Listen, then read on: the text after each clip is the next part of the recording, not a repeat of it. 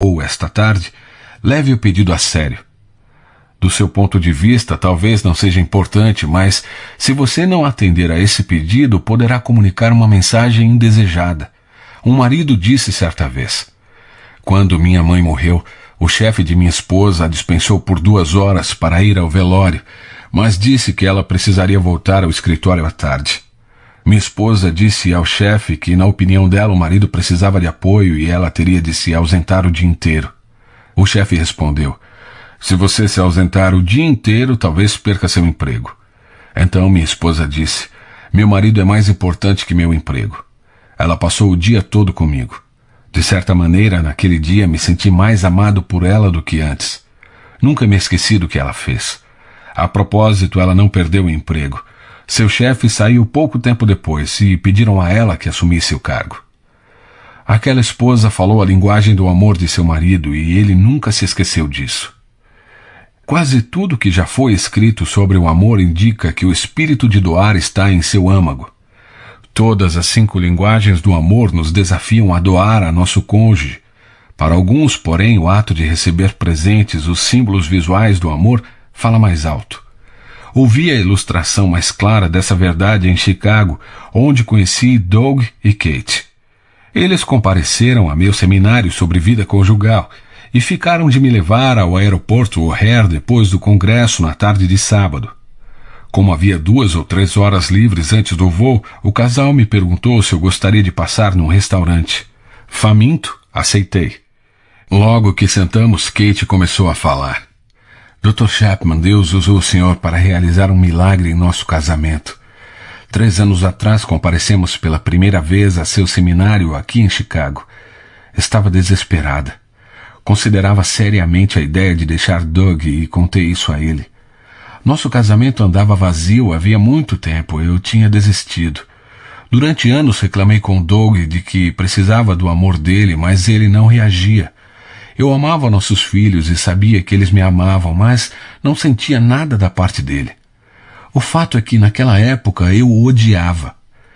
Ele era uma pessoa metódica, tinha rotina para tudo, era previsível como um relógio e ninguém conseguia interromper sua rotina. Por muitos anos tentei ser uma boa esposa, fazia tudo o que, a meu ver, uma boa esposa deveria fazer. Fazia sexo porque sabia que era importante para ele, mas não me sentia amada. Achava que ele deixara de demonstrar interesse por mim logo depois que nos casamos e não me dava mais valor.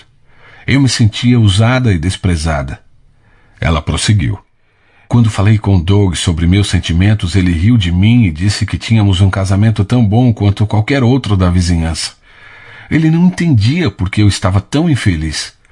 Lembrou-me de que as contas eram pagas, tínhamos uma bela casa e um carro novo, eu tinha liberdade para trabalhar fora ou ser dona de casa e deveria estar feliz em vez de reclamar o tempo todo. Nem sequer tentou entender meus sentimentos. Eu me sentia totalmente rejeitada. Mexendo no copo de água e se inclinando para a frente, continuou. Enfim, participamos de seu seminário 3 anos atrás. Não sabia o que esperar e, francamente, minhas expectativas eram mínimas. Não achava que alguém conseguiria transformar Doug. Durante e após o seminário, ele não disse muita coisa. Parecia ter gostado. Disse que o senhor era engraçado, mas não conversou comigo sobre nenhuma das ideias apresentadas no seminário. Não esperava que ele o fizesse e não pedi que comentasse. Então, naquela tarde de segunda-feira, prosseguiu. Ele chegou em casa do trabalho e me deu uma rosa. Onde conseguiu isso? Perguntei. Comprei de um vendedor de rua, disse ele. Achei que você merecia uma rosa. Comecei a chorar. Oh, Doug, que doçura de sua parte. E o que aconteceu depois? Na terça-feira, ele me ligou do escritório pouco depois do horário do almoço e perguntou o que eu achava de pedirmos uma pizza para o jantar. Ele disse que eu talvez apreciasse a ideia de não preparar o jantar. Respondi que a ideia era maravilhosa e assim pedimos uma pizza e nos divertimos juntos. As crianças adoraram a pizza e agradeceram ao pai. Dei um abraço nele e ele disse que havia gostado muito daquilo. Quando chegou em casa na quarta-feira, continuou. Doug trouxe um pacote de biscoitos para cada filho e um pequeno vaso de flor para mim. Disse que sabia que a Rosa morreria e achava que eu poderia gostar de ter algo que durasse mais tempo. Estava começando a achar que ele havia enlouquecido. Não conseguia acreditar nas coisas que Doug fazia nem no porquê delas. Então, na noite de quinta, depois do jantar, ele me deu um cartão com uma mensagem sobre o fato de ele nem sempre ser capaz de expressar seu amor por mim. Mas esperava que o cartão comunicasse quanto ele se importava. Ele sugeriu: por que não contratamos uma babá na noite de sábado e saímos só nós dois para jantar? Eu respondi que seria maravilhoso. Na sexta-feira à noite, ele passou numa padaria e comprou os biscoitos favoritos de cada um. Mais uma vez ele nos fez uma surpresa, dizendo apenas que havia uma sobremesa especial. E não acabou por aí. Na noite de sábado, eu estava nas nuvens.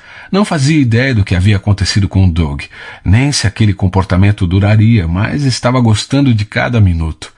Depois de nosso jantar no restaurante, eu lhe disse: Doug, você precisa me dizer o que está acontecendo, não consigo entender. Ela olhou para mim atentamente e disse: Dr. Chapman, o senhor precisa entender uma coisa. Este homem nunca tinha me dado uma flor desde que nos casamos. Não me dera um cartão por qualquer ocasião que fosse. Ele sempre dizia: é desperdício de dinheiro. A pessoa olha o cartão e o joga fora. Saímos para jantar apenas uma vez em 5 anos. Ele nunca comprou nada para as crianças e esperava que eu comprasse apenas o essencial. Nunca pediu pizza para o jantar. Esperava que eu preparasse o jantar todas as noites. O que estou dizendo é que essa foi uma mudança radical em seu comportamento. Olhei para Doug e perguntei: o que você respondeu no restaurante quando ela perguntou o que estava acontecendo? Ele respondeu: eu disse que tinha ouvido sua palestra sobre as linguagens do amor no seminário e percebido que a linguagem do amor dela eram presentes. Também percebi que fazia anos que eu não lhe dava nenhum presente, talvez desde a cerimônia de casamento. Lembro-me de que no namoro eu lhe trazia flores ou outros presentes pequenos, mas depois de casados imaginei que não teríamos condição de fazer isso. Disse a ela que havia decidido lhe dar um presente por dia durante uma semana para ver se isso provocaria alguma diferença nela. Tive de admitir que vi uma enorme diferença em sua atitude durante a semana. Doug continuou: disse a ela também que o senhor estava certo ao dizer que aprender a linguagem do amor correta era a chave para ajudar a outra pessoa a se sentir amada. Pedi desculpas por ter sido tão insensível durante todos aqueles anos e por ter deixado de suprir sua necessidade de amor. Disse a ela que a amava muito e que gostava de todas as coisas que ela fazia por mim e pelas crianças. Prometi que, com a ajuda de Deus, eu seria um presenteador pelo resto da minha vida. E qual foi a reação de Kate? Perguntei. Ela me disse: mas Doug, você não pode me comprar presentes todos os dias pelo resto de sua vida. Você não tem condições para isso. E eu respondi: bem, talvez não todo dia, mas pelo menos uma vez por semana. Isso daria 52 presentes a mais por ano do que os que você recebeu nos últimos 5 anos. E quem disse que vou comprar todos eles? Posso até fazer alguns. Ou, quem sabe, seguir a ideia do Dr. Chapman e na primavera pegar uma flor do jardim da frente. Então Kate se pronunciou. Creio que ele não falhou uma semana sequer nos últimos 3 anos. Doug é um novo homem. Você não acreditaria no quão felizes temos sido. Nossos filhos nos chamam hoje de pombinhos apaixonados. Meu tanque está cheio e transbordando. Voltei-me para Doug e perguntei: e quanto a você, Doug? Você se sente amado por Kate? Eu sempre me senti amado por ela, Dr. Chapman. Ela é a melhor dona de casa do mundo, é uma excelente cozinheira. É maravilhosa para fazer coisas por nossos filhos, sei que ela me ama. Em seguida sorriu e disse: agora o senhor sabe qual é a minha linguagem do amor, não é? Eu sabia. E também sabia porque Kate havia usado a palavra milagre. Os presentes não precisam ser caros nem precisam ser ofertados semanalmente. Para algumas pessoas, porém, seu valor não tem nada a ver com dinheiro, mas sim tudo a ver com amor. Sua vez. Pensem em formas de presentear um ao outro, mesmo que as finanças estejam apertadas. Se a linguagem do amor do seu cônjuge são presentes: 1. Faça um desfile de presentes. Deixe uma caixa de bombons pela manhã, mande entregar flores à tarde, dê um presente à noite. Quando seu cônjuge perguntar: "O que está acontecendo?", responda: "Estou apenas tentando encher o seu tanque de amor." 2. Deixe a natureza ser seu guia. Da próxima vez que passear pela vizinhança, mantenha os olhos abertos a fim de encontrar algum presente para seu cônjuge. Pode ser uma pedra, um galho ou uma pena. Você pode até mesmo atribuir um significado especial para seu presente natural. Por exemplo, uma pedra lisa simboliza seu casamento, que agora tem todas as partes ásperas polidas.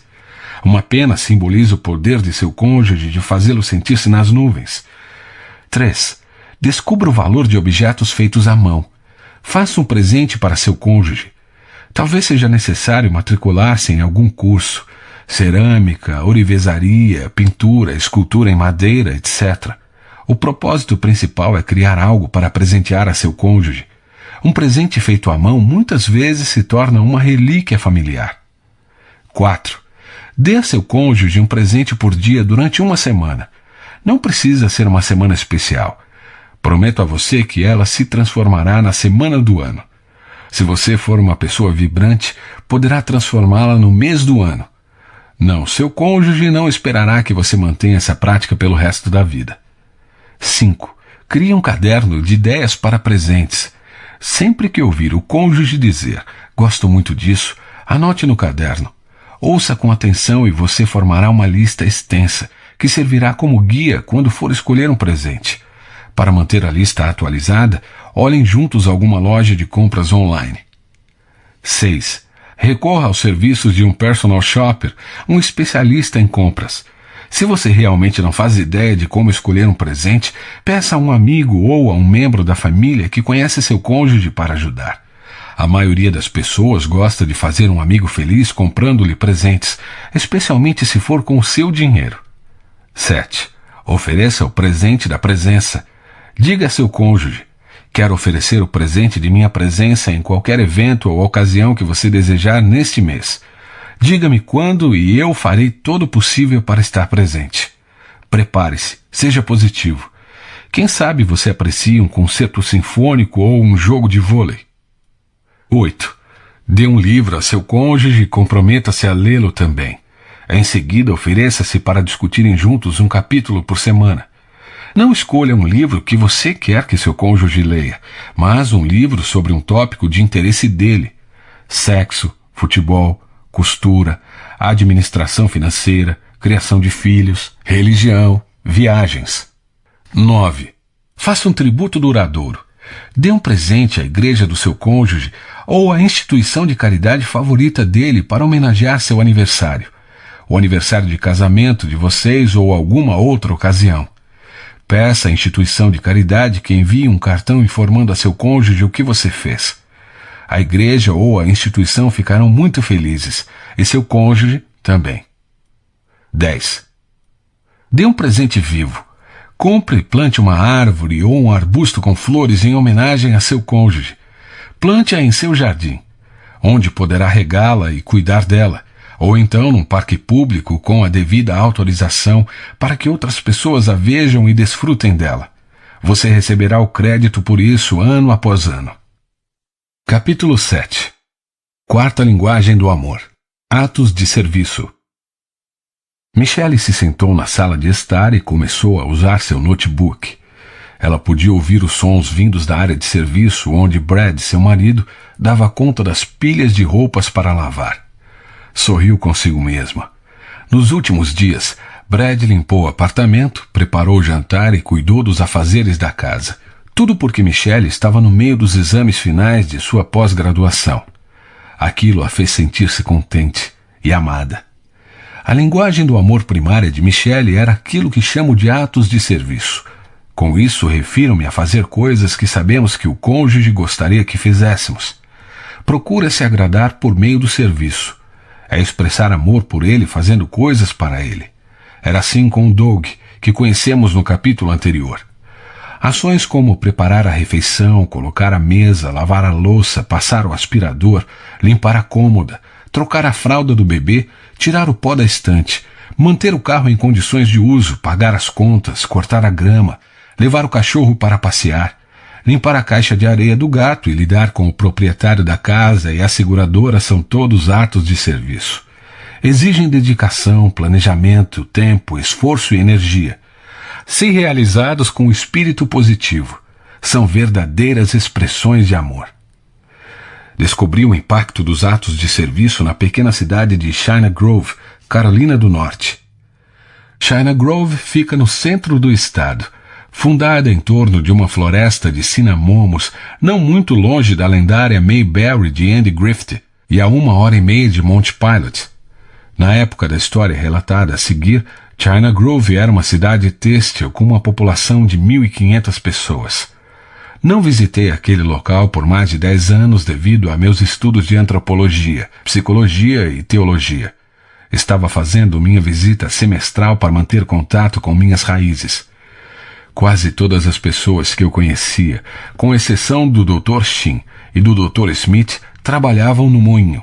O Dr. Shin era médico e o Dr. Smith dentista.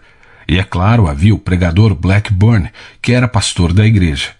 Para a maioria dos casais em China Grove, a vida girava em torno do trabalho e da igreja.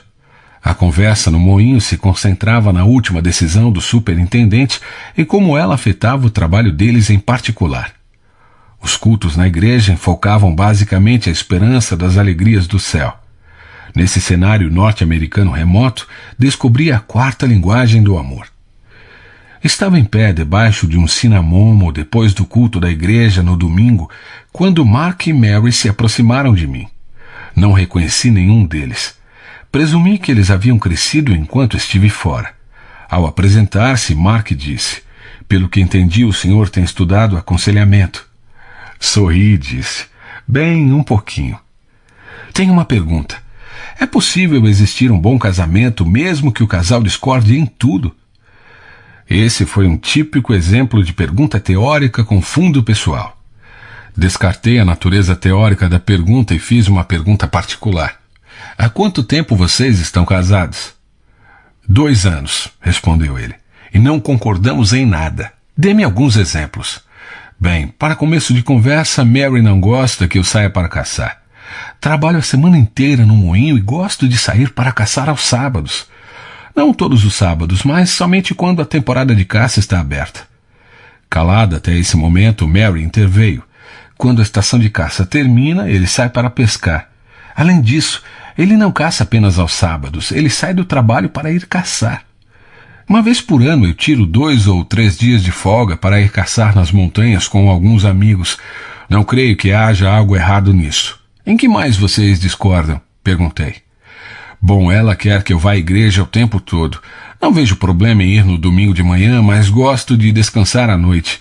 Não me importo que ela vá, mas não acho que eu tenho que ir." Mary interrompeu mais uma vez. "No fundo, você também não quer que eu vá. Fica irritado toda vez que eu saio pela porta." Sabia que as coisas não deveriam esquentar dessa maneira debaixo daquela árvore frondosa de frente a uma igreja. Jovem aspirante a conselheiro, eu temia que a situação toda estivesse acima de minha capacidade. Instruído a fazer perguntas e a ouvir, porém, continuei. "Sobre que outras coisas vocês discordam?" Dessa vez, Mary respondeu. "Ele quer que eu fique em casa o dia todo e faça os serviços domésticos. Ele fica louco se saio para ver minha mãe, fazer compras ou qualquer outra coisa." Ele a interrompeu. "Não me importo que ela vá visitar a mãe, mas quando chego em casa, quero encontrar a casa limpa. Há semanas em que ela não arruma a cama por 3 ou 4 dias e na metade das vezes nem começou a preparar o jantar quando chego em casa. Trabalho bastante e gostaria de comer ao chegar. Além disso, a casa está um desastre. Os brinquedos do bebê ficam espalhados pelo chão da casa inteira, o bebê está sujo e eu não gosto de sujeira. Ela parece feliz em viver no chiqueiro. Não temos muito dinheiro, vivemos numa casa pequena do moinho, mas pelo menos poderia estar limpa." Então Mary perguntou: "Qual o problema de ele me ajudar com as coisas da casa? Ele age como se o marido não precisasse fazer nenhum serviço doméstico. Tudo o que deseja é trabalhar e caçar, ele espera que eu faça tudo." Pensando que deveria começar a buscar soluções em vez de procurar mais discordâncias, olhei para Mark e perguntei: "Mark, quando vocês namoravam, antes de se casarem, você saía para caçar todos os sábados?" "Na maioria sim, mas sempre chegava em casa a tempo de vê-la no sábado à noite. Na maior parte das vezes havia tempo de lavar minha caminhonete antes de sairmos. Não gostava de me encontrar com ela com a caminhonete suja. Mary, quantos anos você tinha quando se casou? Ela respondeu. 18. Casamos logo depois de eu terminar o ensino médio. Mark se formou um ano depois de mim e já trabalhava. No último ano do ensino médio, com que frequência Mark vinha vê-la? Quase toda noite. Na verdade, vinha de tarde e era comum ele ficar e jantar com minha família. Ele me ajudava com as tarefas de casa e depois nos sentávamos e conversávamos até a hora do jantar. Mark, o que vocês dois costumavam fazer depois do jantar? Perguntei. Com um sorriso acanhado, Mark olhou para mim e disse, bem, as coisas normais de namorados, você sabe. Mary interrompeu. Mas se eu tivesse alguma coisa da escola para fazer, ele me ajudava. Às vezes, passávamos horas trabalhando em tarefas escolares. Eu fiquei encarregada de uma decoração de Natal no último ano, e ele me ajudou durante 3 semanas, todas as tardes. Ele era ótimo. Mudei o foco e me concentrei na terceira área de discordância do casal. Mark, durante o namoro você ia à igreja com Mary nas noites de domingo? Sim, se eu não fosse com ela à igreja, não poderia vê-la à noite. O pai dela era bastante exigente. Parecia-me haver uma luz no fim do túnel, mas não estava certo de que Mark e Mary conseguiam vê-la. Dirigi-me para Mary e perguntei. Quando você namorava o Mark, o que a convenceu de que ele realmente a amava? O que o tornava diferente dos outros rapazes que você conhecia? A maneira que ele me ajudava com tudo. Mark tinha desejo de me ajudar. Nenhum dos outros rapazes expressou interesse nessas coisas, mas isso parecia normal para Mark.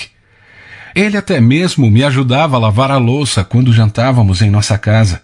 Era a pessoa mais maravilhosa que eu havia conhecido, mas depois que nos casamos, tudo mudou. Ele não me ajuda em mais nada. Voltando-me para Mark, perguntei. Por que você acha que fazia todas aquelas coisas por ela e com ela antes de se casarem? Simplesmente parecia natural para mim. Era o que eu gostaria que alguém fizesse por mim caso se importasse comigo. E a seu ver, qual a razão de ter parado de ajudá-la depois que se casaram? Bem, acho que esperava que funcionasse como em minha família. Meu pai trabalhava e minha mãe cuidava das coisas de casa. Nunca vi meu pai passando aspirador de pó, lavando a louça ou qualquer outro serviço doméstico. Como minha mãe não trabalhava fora, ela mantinha tudo brilhando, preparava as refeições, lavava e passava. Talvez eu deduzi que era assim que as coisas deveriam ser. Na esperança de que Mark enxergasse o que eu estava vendo, perguntei. Mark, 1 minuto atrás, o que você ouviu Mary dizer quando perguntei a ela o que a fazia sentir-se realmente amada durante o namoro? Ele respondeu, ajudá-la com as coisas e fazer atividades com ela. Sendo assim, consegue entender como ela deve ter se sentido não amada quando você parou de ajudá-la com as coisas? Ele concordou com a cabeça. Continuei. Para você era normal seguir o modelo de sua mãe e de seu pai no casamento. A maioria de nós tende a fazer isso, mas seu comportamento para com Mary mudou radicalmente em relação ao período do namoro. A única coisa que assegurava do seu amor desapareceu. Em seguida olhei para Mary e perguntei. O que você ouviu Mark dizer quando perguntei a ele a razão de fazer todas aquelas coisas para ajudá-la durante o período de namoro? Ele disse que aquilo era natural para ele. Exato. Mark disse também que era isso que ele queria que alguém fizesse por ele se a pessoa o amasse. Ele fazia todas aquelas coisas por você e com você, porque na cabeça dele, essa é a maneira de uma pessoa demonstrar amor.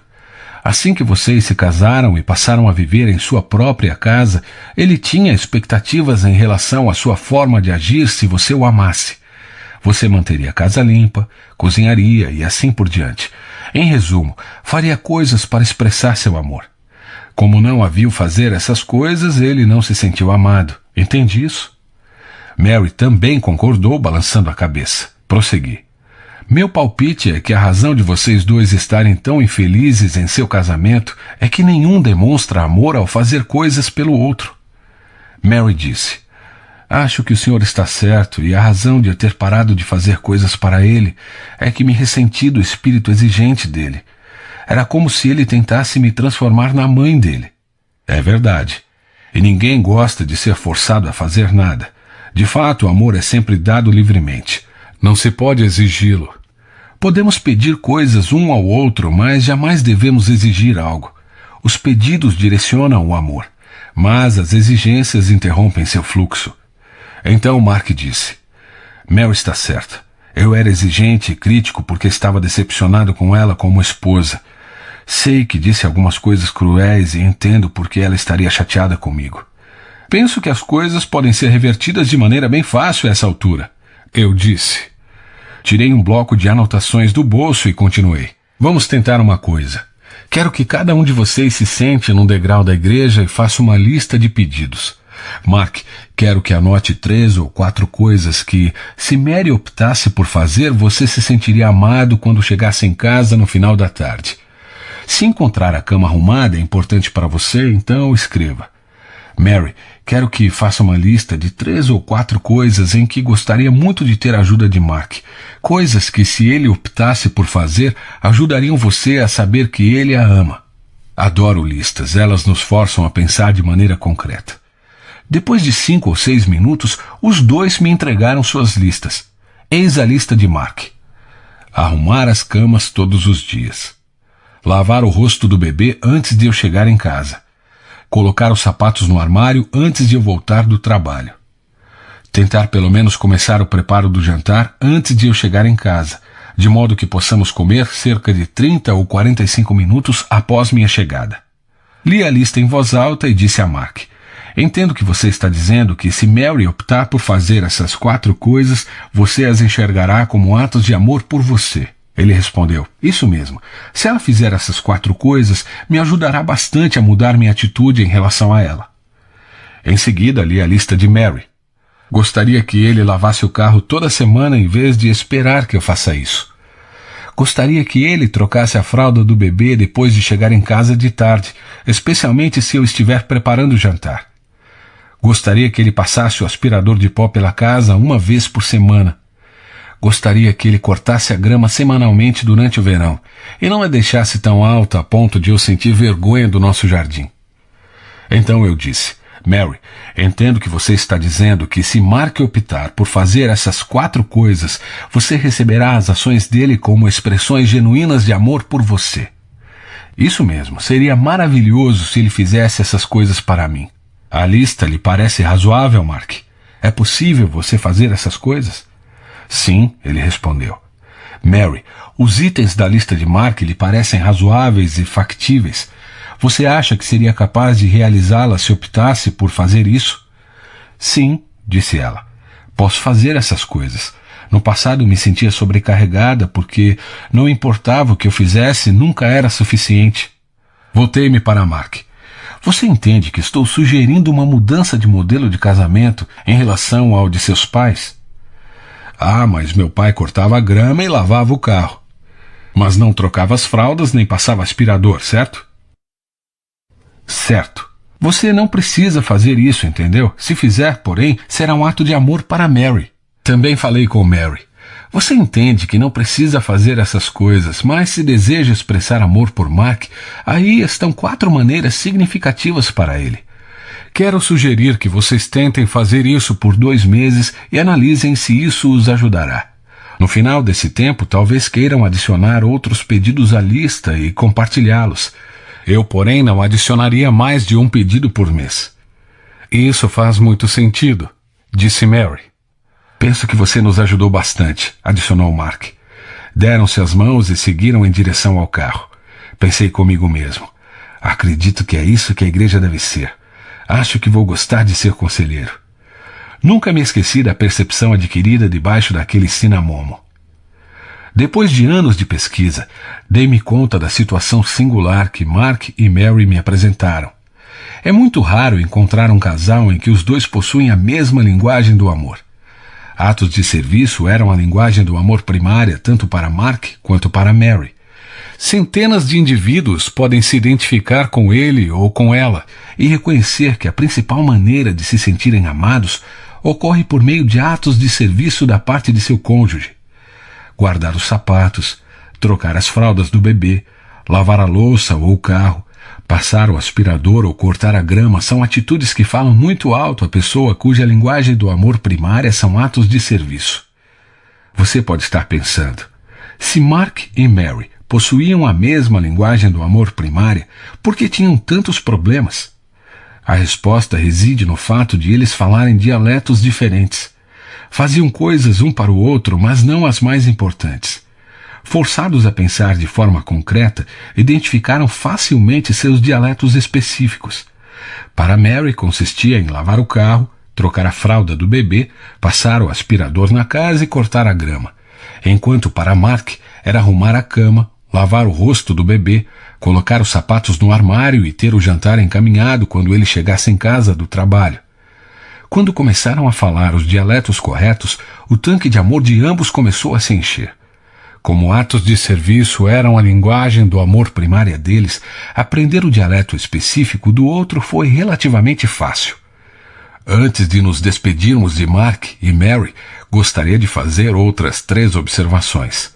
Primeiro, eles ilustram claramente que o que fazemos pelo outro antes do casamento não é indicativo do que faremos depois de casados. Antes do casamento, somos impulsionados pela força obsessiva da paixão. Depois do casamento, voltamos a ser quem éramos antes de nos apaixonarmos. Nossas ações são influenciadas pelo modelo de nossos pais, nossa própria personalidade, nossas percepções do amor, nossas emoções, necessidades e nossos desejos. Apenas uma coisa é certa em relação a nosso comportamento: ele não será o mesmo de quando estávamos apaixonados. Isso me leva à segunda verdade ilustrada por Mark e Mary. O amor é uma escolha e não pode ser forçado. Os dois criticavam o comportamento um do outro e não chegavam a lugar algum. Assim que decidiram fazer pedidos em vez de exigências, o casamento começou a se transformar. As críticas e as exigências tendem a promover o afastamento. Com certa quantidade de críticas, você pode obter a concordância de seu cônjuge.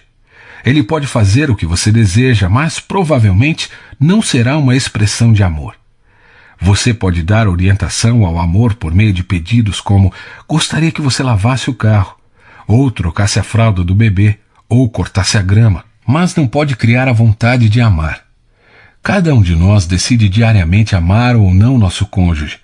Se escolhermos amar, então expressar esse amor da maneira que nosso cônjuge pede tornará nosso amor mais eficiente em termos emocionais. Existe uma terceira verdade que apenas um casal maduro será capaz de ouvir. As críticas feitas por meu cônjuge sobre meu comportamento me oferecem a indicação mais clara de qual é a linguagem do amor primária dele. As pessoas tendem a criticar seu cônjuge com mais intensidade na área onde elas próprias têm maior necessidade emocional. A crítica é uma maneira ineficaz de implorar amor. Entendido isso, teremos maior facilidade de processar as críticas mais produtivamente. Uma esposa pode dizer a seu marido depois de ele a ter criticado: entendo que isso é extremamente importante para você. Por favor, você poderia me explicar por que isso é tão fundamental? As críticas normalmente pedem esclarecimentos. Uma conversa desse tipo pode transformar a crítica num pedido e não em uma exigência. O fato de Mary criticar constantemente as saídas de Mark para caçar não era uma expressão de seu ódio pelo esporte. Ela culpava a caça de ser a prática que o impedia de lavar o carro, passar o aspirador na casa e cortar a grama. Quando ele aprendeu a satisfazer a necessidade de amor dela ao falar sua linguagem emocional, ela se tornou livre para apoiá-lo em sua caça. Eu o sirvo há 20 anos. Dou preferência a ele em tudo. Fui seu capacho enquanto ele me ignorava, maltratava e humilhava na frente de meus amigos e de minha família. Não o odeio, não lhe desejo nenhum mal, mas me ressinto dele e não quero mais viver a seu lado. Essa esposa realizou atos de serviço por 20 anos, mas eles não eram expressões de amor. Eram realizados em razão do medo, da culpa e do ressentimento. Um capacho é um objeto inanimado. Você pode limpar os pés nele, pisá-lo, chutá-lo ou qualquer coisa que desejar. Ele não tem vontade própria. Ele pode ser seu servo, mas não seu amado. Excluímos a possibilidade do amor quando tratamos nosso cônjuge como objeto. A manipulação através da culpa. Se você fosse um bom marido, faria isso por mim. Não é a linguagem do amor. A coerção pelo medo. Faça isso, senão você vai se arrepender. é algo estranho ao amor. Ninguém deve ser um capacho. Podemos nos permitir ser usados, mas somos criaturas com emoções, pensamentos e desejos. Temos a capacidade de tomar decisões e de agir. Permitir-se ser usado ou manipulado por outra pessoa não é um ato de amor, mas de traição. Você permite que a outra pessoa desenvolva hábitos desumanos. O amor diz: eu amo demais para permitir que você me trate dessa maneira. Isso não é bom nem para mim nem para você. O aprendizado da linguagem de atos de serviço exige que reexaminemos nossos estereótipos dos papéis de marido e esposa. Esses papéis estão em constante mudança, mas modelos de nosso passado podem perdurar. Mark estava fazendo o que a maioria de nós faz naturalmente, seguindo o modelo de seu pai e de sua mãe. Nem isso, porém, ele fazia direito. Seu pai lavava o carro e cortava a grama. Não era o caso de Mark. Mas essa era sua imagem mental relativa às obrigações de um marido. Ele definitivamente não se via passando aspirador na casa nem trocando as fraldas do bebê. É preciso ser justo e dizer que ele se dispôs a romper com esse estereótipo assim que percebeu a importância que Mary conferia a essas coisas. Precisamos fazer o mesmo se a linguagem do amor primária do cônjuge nos pedir algo que pareça impróprio a nosso papel. Devido às mudanças sociológicas dos últimos 40 anos, não nos apegamos mais a certas noções dos papéis masculino e feminino na sociedade ocidental. Isso não significa, contudo, que todos os estereótipos foram erradicados. Significa, pelo contrário, que o número de estereótipos se multiplicou. Antes do maior poder de alcance da mídia, a ideia do que o marido ou a esposa deveriam fazer e como cada um deles deveria agir era influenciada basicamente pelos próprios pais da pessoa. No entanto, com a inserção da televisão, o aumento da mobilidade, a crescente diversidade cultural e a proliferação de famílias de pais solteiros, os modelos são muitas vezes influenciados por forças externas ao lar. Sejam quais forem suas percepções a respeito, é bem possível que seu cônjuge entenda os papéis conjugais de maneira um pouco diferente de você. Uma disposição de examinar e mudar os estereótipos é necessária para que se possa expressar amor de forma eficiente. Lembre-se de que não há recompensas em manter-se os estereótipos, mas existem enormes benefícios em satisfazer as necessidades emocionais de seu cônjuge. Recentemente, uma esposa me disse: Dr. Chapman, vou mandar todas as minhas amigas ao seu seminário. E por que você faria isso? Perguntei. Porque ele mudou radicalmente meu casamento. Antes do seminário, Bob não me ajudava em nada. Nós dois começamos a trabalhar logo depois da universidade, mas sempre coube a mim a responsabilidade de fazer o serviço doméstico. Era como se nunca passasse pela mente dele que fosse preciso me ajudar com alguma coisa. Depois do seminário, ele começou a me perguntar: que posso fazer para ajudá-la hoje à noite? Foi maravilhoso. No início não pude acreditar que aquilo estava acontecendo, mas essa postura já persiste por 3 anos. Depois de fazer uma pausa, ela prosseguiu: tenho de admitir que houve momentos difíceis e engraçados naquelas primeiras semanas, porque ele não sabia fazer nada. Na primeira vez em que ajudou a colocar as roupas para lavar, usou água sanitária concentrada em vez de sabão em pó. Nossas toalhas azuis saíram da máquina cheias de manchas brancas. Depois ele usou pela primeira vez o triturador de alimentos da pia. Fez um barulho estranho, e pouco depois bolhas de sabão começaram a sair do ralo da pia ao lado. Ele não sabia o que estava acontecendo, até que desliguei o triturador, coloquei a mão lá dentro e tirei os restos de uma barra novinha de sabão que agora tinha o tamanho de uma moeda. Mas ele estava me amando em minha linguagem, meu tanque estava se enchendo. Agora ele sabe como fazer as coisas da casa e sempre me ajuda. Temos muito mais tempo juntos porque não preciso trabalhar o tempo todo. Acredite, aprendi a linguagem dele e mantenho seu tanque cheio também. Será que é realmente simples assim? Simples? Sim. Fácil? De modo algum. Bob teve de se esforçar bastante para romper com o estereótipo que o acompanhou por 35 anos. Não foi fácil, mas ele lhe diria que aprender a linguagem do amor primária de sua esposa e escolher falar essa linguagem produz uma enorme diferença no clima emocional de um casamento. Agora prossigamos para a quinta linguagem do amor. Sua vez. Muitos atos de serviço envolvem tarefas da casa, mas nem todos.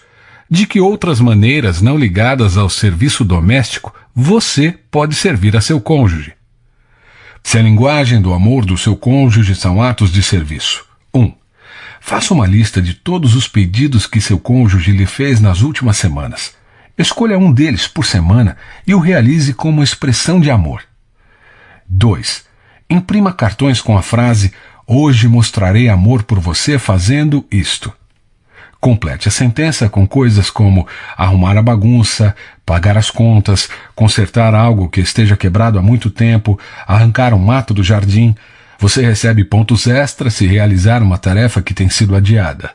3 vezes ao mês, entregue a seu cônjuge um bilhete de amor acompanhado do ato de serviço. 3. Peça a seu cônjuge uma lista das 10 coisas que ele gostaria que você fizesse no próximo mês. Depois, peça-lhe que priorize os itens da lista enumerando-os de 1 a 10. Use a lista para planejar sua estratégia para um mês de amor. Prepare-se para viver com um cônjuge feliz. 4. Enquanto seu cônjuge estiver fora, peça às crianças que o ajudem com algum ato de serviço para ele. Quando ele entrar pela porta, reúna as crianças e gritem: "Surpresa! Nós amamos você!" Depois, falem sobre o ato de serviço. 5. De qual ato de serviço seu marido reclama regularmente? Tome a decisão de encarar a queixa como uma indicação. Seu cônjuge está indicando que aquele ato é muito importante para ele. Se você escolher realizá-lo como uma expressão de amor, valerá mais que 1000 rosas. 6. Se os pedidos feitos a seu cônjuge são recebidos como reclamação ou desprezo, tente escrevê-los em palavras que sejam menos ofensivas. Compartilhe essa revisão do palavreado com seu cônjuge. Por exemplo, o jardim sempre aparece bonito e realmente aprecio o que você faz. Adoraria agradecer-lhe desde já por cuidar do gramado nesta semana antes de Julie e Ben jantarem conosco. Quem sabe seu marido responda: "Cadê o cortador de grama? Mal posso esperar." Experimente e veja. 7. Realize um grande ato de serviço, como organizar o escritório de casa. Depois, coloque um bilhete no local com as palavras "para", o nome do cônjuge, com amor, e assine seu nome. 8. Se você tiver mais dinheiro que tempo, contrate alguém para realizar o ato de serviço que você sabe que seu cônjuge gostaria que você realizasse, como um trato geral no jardim ou uma limpeza completa da casa. 9. Peça para seu cônjuge dizer diariamente os atos de serviço que de fato lhe transmitem amor. Procure incorporá-los à sua agenda diária. Coisas pequenas significam muito. Capítulo 8. Quinta linguagem do amor. Toque físico. Há muito tempo se sabe que o toque físico é uma maneira de comunicar amor emocional. Diversos projetos de pesquisa na área de desenvolvimento infantil chegaram a esta conclusão. Os bebês que são segurados, abraçados, beijados, desenvolvem uma vida emocional mais saudável que aqueles que são deixados longos períodos de tempo sem contato físico.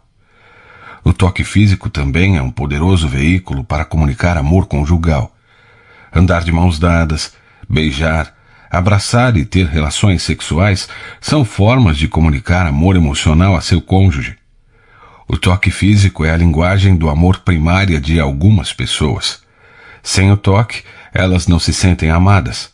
Com ele, o tanque emocional se enche e elas se sentem seguras do amor de seu cônjuge. Dos 5 sentidos, o tato, diferentemente dos outros 4, não se limita a uma área localizada do organismo. Pequenos receptores táteis estão espalhados por todo o corpo. Quando esses receptores são tocados ou pressionados, os nervos transportam impulsos até o cérebro, que os interpreta, e então percebemos que o que nos tocou é quente ou frio, duro ou macio, causador ou prazer.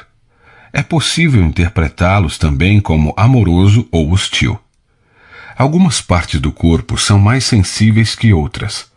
A diferença se deve ao fato de os pequenos receptores táteis não estarem espalhados uniformemente, mas arranjados em agrupamentos. Assim, a ponta da língua é altamente sensível ao toque, enquanto a área atrás dos ombros é a menos sensível. A ponta dos dedos e do nariz são outras áreas extremamente sensíveis. Nosso propósito, porém, não é entender a base neurológica do sentido do tato, mas sim sua importância psicológica. O toque físico pode beneficiar ou prejudicar um relacionamento. Pode comunicar ódio ou amor. Para a pessoa cuja linguagem do amor primária é toque físico, a mensagem soará muito mais alto que as palavras odeio você ou amo você.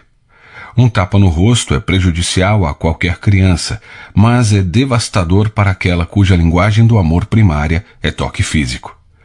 Um abraço terno comunica amor a qualquer criança, mas ele é extremamente válido àquela cuja linguagem do amor primária é toque físico. Funciona do mesmo modo com os adultos. No casamento, o toque de amor pode assumir diversas formas. Uma vez que os receptores táteis estão espalhados por todo o corpo, o toque amoroso no cônjuge, em praticamente qualquer parte, pode expressar amor. Isso não significa que todos os toques são iguais. Alguns trarão mais prazer a seu cônjuge do que outros. Seu melhor instrutor é o próprio cônjuge, sem dúvida. Afinal, ele é a pessoa a quem você procura amar. Ele sabe melhor que ninguém o que entende ser um toque amoroso. Não insista em tocar seu cônjuge do jeito e na hora em que você desejar. Aprenda a falar o dialeto de amor dele. Seu cônjuge pode considerar alguns toques desconfortáveis ou irritantes. Insistir com esses toques comunica o oposto do amor.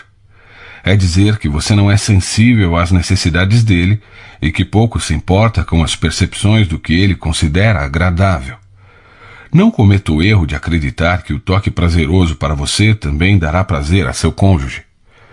Os toques amorosos podem ser explícitos e exigir sua total atenção, como um carinho nas costas ou uma preliminar sexual culminando no ato em si.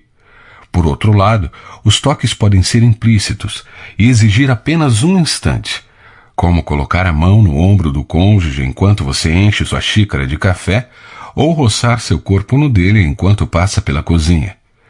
Toques amorosos explícitos obviamente levam mais tempo, não apenas no toque propriamente dito, mas no desenvolvimento de sua compreensão sobre como comunicar amor a seu cônjuge dessa maneira. Se uma massagem nas costas comunica amor em alto volume, então o tempo, o dinheiro e a energia gasta para aprender a massagear serão um bom investimento. Se a relação sexual é o dialeto primário de seu cônjuge, ler e discutir sobre a arte do amor sexual certamente aprimorará sua expressão de amor. Os toques amorosos implícitos exigem pouco tempo, porém muita concentração, especialmente se toque físico não for sua linguagem do amor primária, e se você não cresceu numa família propensa ao toque. Sentar perto do outro enquanto ele assiste ao programa de televisão favorito não exige nenhum tempo adicional, mas comunica seu amor em alto e bom som. Tocar seu cônjuge enquanto passa pela sala onde ele está sentado leva apenas um instante. Tocar no outro quando estiver saindo e novamente quando voltar pode envolver apenas um beijo ou um abraço breves, mas é algo que significará muito para seu cônjuge. Ao descobrir que toque físico é a linguagem do amor primária do cônjuge, sua imaginação será o único limite quanto às maneiras de expressar amor. Inventar novos jeitos e locais onde tocar pode ser um desafio excitante. Se você nunca tocou seu cônjuge por baixo da mesa, talvez descubra que essa prática pode acender fagulhas em seu jantar num restaurante. Se não estiver acostumado a segurar as mãos de seu cônjuge em público, talvez descubra que pode encher o tanque de amor emocional dele enquanto passeia de mãos dadas pelo estacionamento. Se vocês normalmente não se beijam assim que entram no carro, quem sabe percebam que isso pode melhorar muito suas viagens. Abraçar seu cônjuge antes de ele sair para fazer compras talvez não expresse apenas amor, mas pode trazê-lo mais cedo para casa. Tente novos toques em novos lugares e permita que seu cônjuge lhe diga se acha aquilo agradável ou não. Lembre-se, ele tem a palavra final. Você está aprendendo a falar a linguagem dele. Tudo o que há em mim habita em meu corpo. Tocar meu corpo significa tocar em mim. Afastar-se do meu corpo significa distanciar-se emocionalmente de mim. Em nossa sociedade, o aperto de mão é uma maneira de comunicar abertura e intimidade social a outra pessoa. Quando, em raras ocasiões, um homem se recusa a apertar a mão de outro, a mensagem comunicada é que as coisas não vão bem nesse relacionamento. Todas as sociedades possuem alguma forma de toque físico como meio de saudação social. O americano típico talvez não se sinta muito à vontade com os abraços fortes e os beijos dos brasileiros, mas no Brasil esse cumprimento tem a mesma função do aperto de mão nos Estados Unidos. Existem maneiras próprias e impróprias de tocar pessoas do sexo oposto em todas as sociedades. A atenção que se dá hoje em dia ao assédio sexual tem ressaltado as maneiras impróprias. No casamento, porém, o que é próprio ou impróprio é determinado pelo casal, dentro de certas orientações bem amplas. O abuso físico, obviamente, é considerado impróprio pela sociedade, e organizações sociais foram criadas para ajudar homens e mulheres vítimas de violência doméstica. É evidente que nosso corpo foi feito para o toque, e não para o abuso. Vivemos num tempo caracterizado como a era da abertura e da liberdade sexual. Com essa liberdade, demonstramos que o casamento aberto, no qual os dois cônjuges estão livres para ter intimidade sexual com outros indivíduos, é algo fantasioso. Os que não têm objeções morais apresentam objeções emocionais. Alguma coisa em nossa necessidade de intimidade e amor não nos permite oferecer a nosso cônjuge tal liberdade. A dor emocional é profunda, e a intimidade se evapora quando tomamos conhecimento de que nosso cônjuge se envolveu sexualmente com outra pessoa. Os arquivos dos conselheiros estão repletos de registros de maridos e esposas que tentam lidar com o trauma emocional de um cônjuge infiel. Esse trauma, porém, é ampliado para um indivíduo cuja linguagem do amor primária é toque físico. O objeto de seu anseio profundo, o amor expresso pelo toque físico, é concedido a outra pessoa. Seu tanque de amor emocional não apenas se esvaziou, ele foi despedaçado por uma explosão. Serão necessários inúmeros reparos para suprir essas necessidades emocionais. No momento da crise, o abraço é quase instintivo. Por quê? Porque o toque físico é um poderoso comunicador de amor. Em situações difíceis, mais que qualquer coisa, precisamos nos sentir amados. Nem sempre conseguimos alterar os acontecimentos, mas é certamente possível superá-los se nos sentirmos amados. Todos os casamentos sofrem crises. A morte dos pais é inevitável. Acidentes automobilísticos incapacitam e matam milhares a cada ano. A doença não respeita ninguém. As decepções fazem parte da vida. A coisa mais importante a fazer por seu parceiro num momento de crise é amá-lo. Se a linguagem do amor primário de sua esposa é toque físico, nada é mais importante que abraçá-la quando ela chorar. Suas palavras podem significar pouco, mas seu toque físico comunicará que você se importa. As crises fornecem uma oportunidade singular de expressar amor. Seu toque terno será lembrado por muito tempo após a crise ter passado. A ausência do toque, porém, talvez jamais seja esquecida. Desde minha primeira visita a West Palm Beach, na Flórida, muitos anos atrás, sempre recebo feliz os convites para apresentar seminários sobre casamento naquela região. Conheci Pete e Patsy numa dessas ocasiões. Eles não eram nativos da Flórida. Poucos o são, mas viviam ali havia mais de 20 anos e se sentiam em casa. Uma igreja local promoveu meu seminário, e ao sair do aeroporto, o pastor me informou que Pete e Patsy haviam pedido para que eu passasse a noite na casa deles.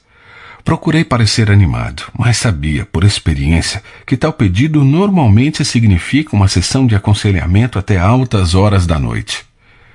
Enquanto o pastor e eu entrávamos naquela grande, bem decorada casa em estilo espanhol, foi apresentado a Patsy e a Charlie, o gato da família. Ao dar uma olhada na casa, tive a sensação de que A. Os negócios de Pete iam muito bem. B. Seu pai lhe deixara uma grande herança. Ou C. Ele estava afundado em dívidas. Mais tarde descobri que meu primeiro palpite estava correto. Quando me mostraram o quarto de hóspedes, observei que Charlie, o gato, estava à vontade, esticado sobre a cama em que eu ia dormir. Pensei, esse gato se deu bem. Pete chegou em casa pouco depois. Comemos juntos um lanche delicioso e combinamos de jantar depois do seminário. Várias horas depois, durante o jantar, fiquei esperando pelo início da sessão de aconselhamento. Ela nunca aconteceu. Em vez disso, descobri que Pete e Patsy formavam um casal saudável e feliz. Para um conselheiro, isso era uma excentricidade. Estava ansioso para descobrir o segredo deles, mas por estar cansado e ciente de que Pete e Patsy precisariam me levar ao aeroporto no dia seguinte, decidi fazer minha avaliação quando estivesse me sentindo mais desperto. A oportunidade surgiu durante o trajeto até o aeroporto, a cerca de 45 minutos de distância. Pete e Patsy começaram a me contar sua história. Nos primeiros anos de seu casamento, eles tiveram dificuldades enormes. Ambos cresceram na mesma vizinhança, frequentaram a mesma igreja e se formaram na mesma escola. Os pais tinham estilo de vida e valores similares, e Pete e Patsy tinham muitos gostos semelhantes. Os dois gostavam de tênis e de velejar, e era normal falarem sobre seus vários interesses em comum. Pareciam possuir todos os atributos que tradicionalmente garantem um número reduzido de conflitos no casamento. Os dois começaram a namorar no último ano do ensino médio.